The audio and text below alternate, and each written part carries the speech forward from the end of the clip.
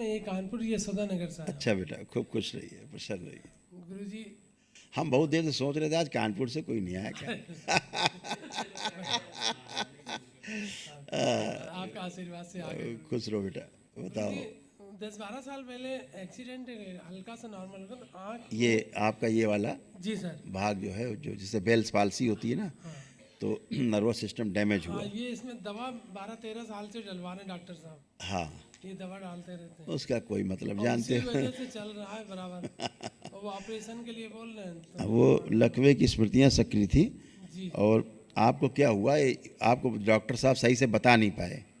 वो क्यों बताएंगे डॉक्टर। डॉक्टर साहब आपको सही से डायग्नोज नहीं कर पाए, पहली बात, और चिकित्सा चालू कर दी। हाँ अच्छा। पता क्या हुआ आपको? नहीं पता?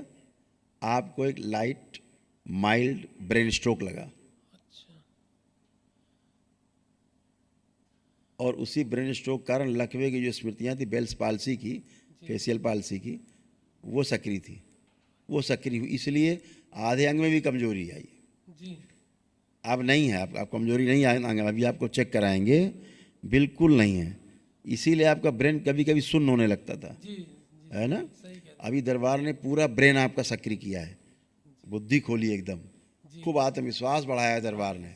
अब आपको कॉन्फिडेंट हुए हैं आपकी, लग रहा है कि नहीं बिल्कुल ठीक, कोई प्रॉब्लम नहीं सही हमें। कह रहे गुरुजी। आ रहा भाव ऐसे। जी तो ये सब जो नकारात्मक स्मृतियाँ थीं जो डैमेज करती थीं, वो सभी नष्ट हो गई हैं।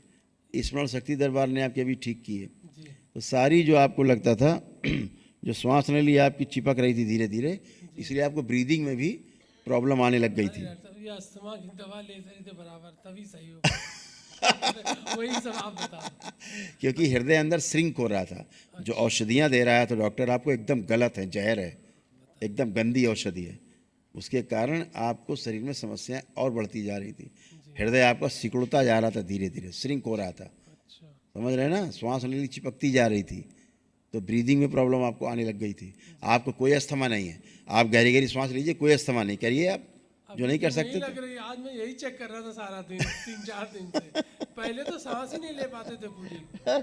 ऐसा ना, गर्मी तो बहुत लगती थी लेकिन पसीना नहीं आता था। हाँ था ऐसा, पसीना नहीं आता था, गर्मी तो खूब लगती थी। क्यों? किडनी आपकी डैमेज हो रही थी अच्छा इसी औषधि के कारण। जी यूरेटर में प्रॉब्लम आपको हो रहा था, जी इसीलिए कभी कभी स्वेलिंग आना पैर में हाँ कभी कभी आती थी, जी वो इसीलिए प्रॉब्लम होती थी। तो जितनी औषधियों का दुष्प्रभाव है, और अपनी स्मृतियाँ सक्रिय रहती हैं, अलग से रहती हैं, स्मृतियाँ जान ले लेती हैं, हाँ हैं। सही और कह रहे स्मृतियाँ ही इसीलिए आप कभी कभी हाथ पैर सुन्न हो जाते थे, हाँ यही होता हो जाते थे। जी तो ये सब स्मृतियाँ थी, और औषधि के दुष्प्रभाव, कंपन, कमजोरी, है ना, जी। यूरिन पास करने में कभी कभी समस्या। अभी कुछ दिन से ऐसा ही हो रहा था, कई महीनों से ये चल अब आप जब से दरबार में आए, खूब खुल के यूरिन पास हो रहा है। खूब बढ़िया सर। हाँ, खूब जम के पास हो रहा है। किडनी आपकी एकदम टनाटन है, अब एकदम टन है आप। आपका आशीर्वाद है। ये आँख की वजह से धुंधली जैसे अच्छा है, लेपन बेटा सिर पे करना है, तो जो डॉक्टर साहब ने डैमेज किया है दवा से, जी वो कंट्रोल हो। बाकी ठीक है, बाकी यहाँ पे जो सुन्नपन था, आप चेक करिए, अपने को चेक करिए, हाथ लगाइए, रखिए, चेक करिए। अब सुन्नपन आपका खत्म हुआ है, ये खत्म हो रहा धीरे नहीं तो सुन्न था आपका, पहले सुन रहता ये सुन्न रहता था, एक ही दिन में सुन्नपन चला गया है। तो ये अचानक से चक्कर आ जाना, है ना। जी प्रोस्टेट में भी आपके हाँ, अंदर ये इन्फेक्शन हो रहा था। जी प्रोस्टेट में, पौरुष ग्रंथि में आपको अंदर मवाद बन रहा था, इन्फेक्शन आपको हो रहा था अंदर, समझ रहे हैं, प्राइवेट पार्ट में, इसीलिए कभी सूजन आ जाना होता था सब ये। तो कुछ भी लगता है इस तरह यस, तो ये सारी स्मृतियाँ, ये सब औषधियों के दुष्प्रभाव और गंदगी सब नष्ट हुई। अब आप उठ बैठ के चेक करो, बिल्कुल बच्चों की तरह, पूरा शरीर एकदम कंट्रोल में है। बैठिए, उठिए, ये वाला। अब दोनों शरीर के जो अंग हैं एकदम अच्छे हैं। जी ये जरा आपको अंगूठी पहने हैं क्या? जी जरा उतारिए तो, नीचे रखिए, इसे भस्म डाल दो थोड़ी। अब उठो बैठो, अब एकदम हल्के, और हल्के हो गए, करिए, चलिए फिरिए। अब कोई न लकवा जैसा, ना कोई आधा अंग कमजोर है, ना कुछ।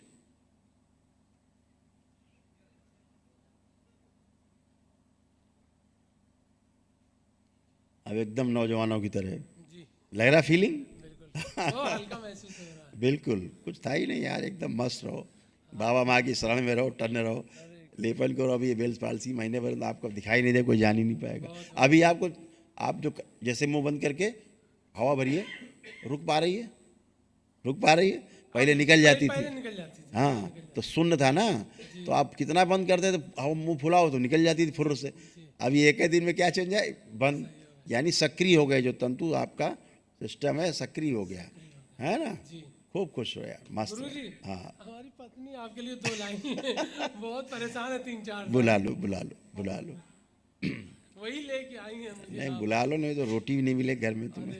आप कानपुर के जानते हैं हम लोग क्या हालत है। खूब खुश रहो, गुरुजी कोटि कोटि प्रणाम। खुश रहो बेटा, खूब आपको प्रसन्न। देख के तो मेरे सारे लोग भाग गए और इतना एनर्जेटिक फील कर रहे हैं कि पता नहीं कहाँ से इतना मतलब अच्छा लग रहा है। बिल्कुल बेटा, गुरुजी आज्ञा हो तो 2 लाइन बोलूं। हाँ बिल्कुल बिल्कुल। आंखें जब भी बंद करूं मैं तेरी छवि नजर आए, हाथ पकड़ लो मेरा बाबा कहीं भटक ना जाए, सपने में तू आए और अखियों में समाए, दूर न जाना गुरुवर हमसे, हम कहाँ फिर जाए, हम कहाँ फिर जाए, इतनी कृपा करना गुरुवर रोज तेरे दर आए, इतनी कृपा करना गुरुवर रोज तेरे दर आए, आंखें जब भी बंद करूं मैं तेरी छवि नजर आए। खूब खुश रहो बेटा, खूब प्रसन्न रहिए, खूब खुश रहिए, खूब खुश रहो। हर व्यक्ति अपने सुखी रहने के लिए सब काम करता है ना। सभी चीज़ सुखी रहने के लिए हर आदमी करता है। जी गुरुवर। आप भी करते रहें। गुरुवर मैं 2 साल से जुड़ी हूँ और मैं नमन से ही सही हुई हूँ।